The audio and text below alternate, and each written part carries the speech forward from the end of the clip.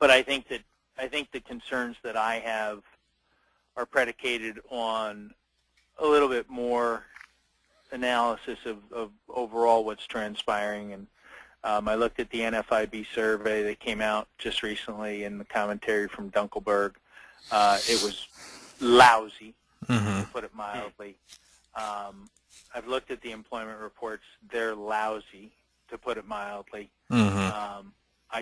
I'm a little perplexed how I continue to hear analyst after analyst come out with glowing report after glowing report about how this economy just looks so good for the next 5 to 7 years.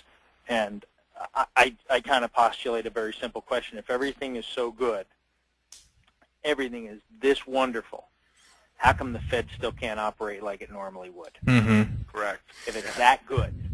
Right. That good. Yeah. I agree with you. I recognize that they are handcuffed to some degree, and I recognize that Bernanke has painted himself a little bit into a corner in terms of knowing that he's got to keep interest rates at a ridiculously low level. But given all of that, one would think that eventually the private component of the marketplace would begin to take over and would force the Fed, and we're just not seeing that. In my opinion. I just don't see that happening.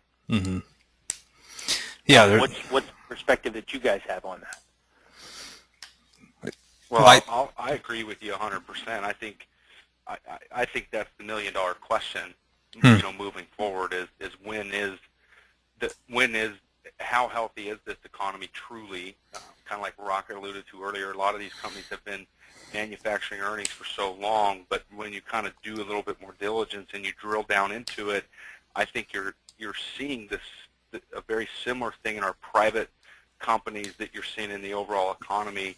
We've kind of manufactured this growth, and it's really not a true growth, and so we don't really know where it's going to go. We've seen companies manufacture earnings. We've had the Fed manufacturing liquidity, to get through this banking crisis, and we're kind of at this apex where, I again, not to go and be the perma bear, but it wouldn't surprise us to see this market correct, 15, 20, 25, 30%, at some point. But to actually predict that and try to pull out your crystal ball and say this is kind of when this is going to happen, I think would be a fool's errand.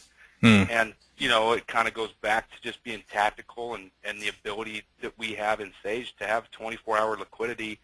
Our metrics and our quantitative metrics will begin to show us when this thing breaks down. And it's kind of like we said in our quarterly, until that time comes, we're not going to fight the Fed. We're not going to fight these manufactured earnings and this manufactured growth. We're going to go along for the ride. But the entire time we've got our hand on our parachute cord going, well, just in case. Yeah. And I think that's accurate. I mean, I thought there was a good bit of analysis this morning on Bloomberg by, I'm trying to remember the chief economist with high frequency that was on this morning. I think it was Weinberg. And he was talking about Japan in particular, and he said, let's look at just the sheer cost of servicing the debt from the Japanese banking today, and it's 1% of GDP.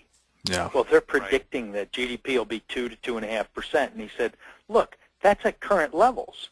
Now they're going to expand the amount of money that they're going to print in an attempt to fix these structural issues.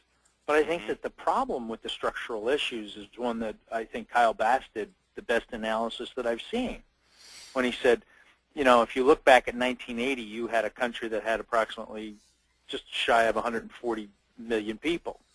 Today, you're at about 127 million. And the demographics show that by the year 2050, it'll be 100 million.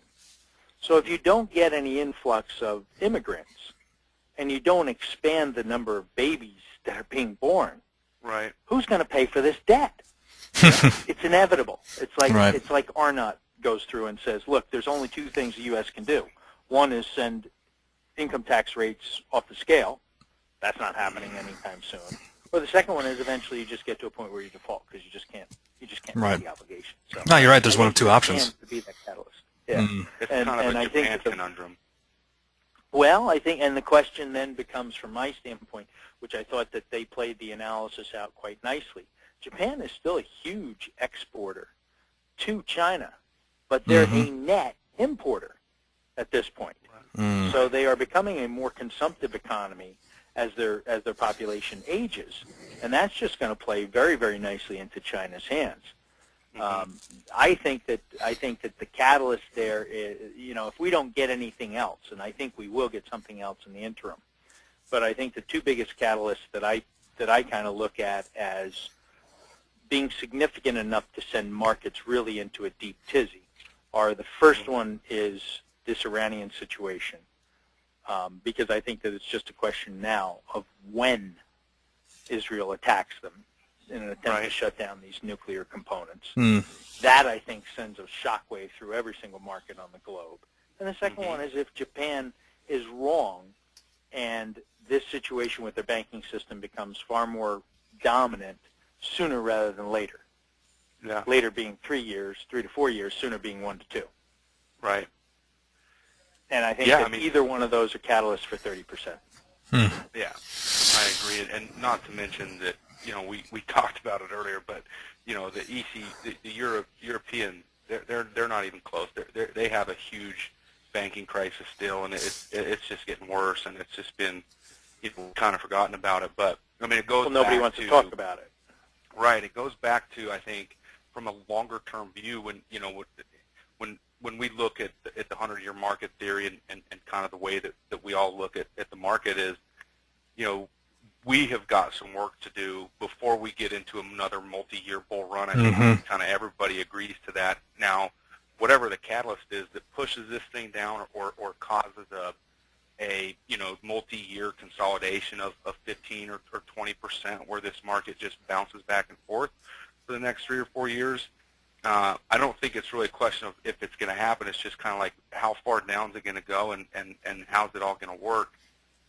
And, you got to kind of put that crystal ball away and just say, hey, we've seen this before. We've seen it again. Yep. It leads right into the theory. We see more, standard deviation, more volatility later on.